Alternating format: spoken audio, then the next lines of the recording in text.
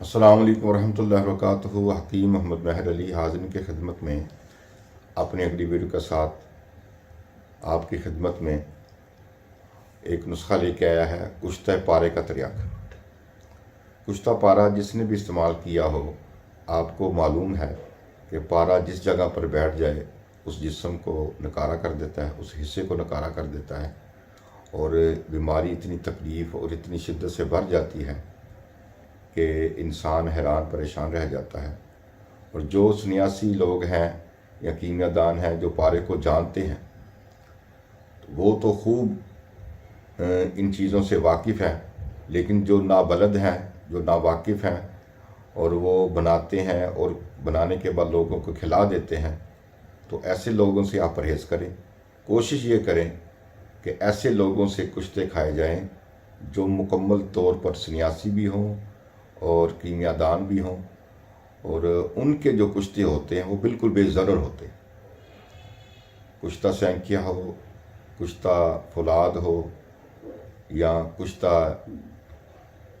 تانبا ہو، پارا ہو، کوئی بھی۔ تو آج ہم جو پارے کا توڑ لے کے آئے ہیں، آپ نے کیا کرنا ہے کہ شاہترہ بوٹی لینی ہے، اس کا پانی نکال لینا آپ نے۔ پانی نکالنے کے بعد صبح دوپہر شام ایک ایک چمچ آپ نے پی لینا ہے، اور یہ آپ نے 11 دن عمل کرنا ہے۔ 11 دن کے بعد آپ نے اک کے پتے لینے ہیں۔ اک کے پتوں کو صاف کر کے اچھی طرح دھو کر اس کو آپ نے خشک کر لینا دھوپ میں۔ جب دھوپ میں خشک ہونے کے بعد آپ نے ان کے پتوں کو جلا لینا ہے۔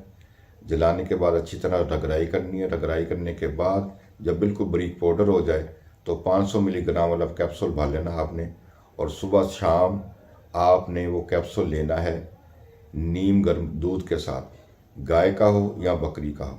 یہ بھی آپ نے 7 دن عمل کرنا ہے۔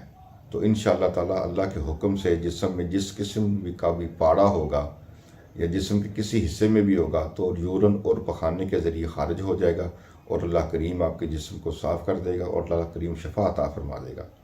ایسے حضرات جنہوں نے مختلف قسم کے تانبے استعمال کیے ہیں، مختلف چیزیں استعمال کی ہیں، زہر استعمال کیے ہیں، ان تمام چیزوں کو، ان زہروں کو نکالنے کے لیے آپ یہ استعمال کریں۔ اللہ کریم آپ کو شفا عطا فرمائے گا۔ اللہ حافظ۔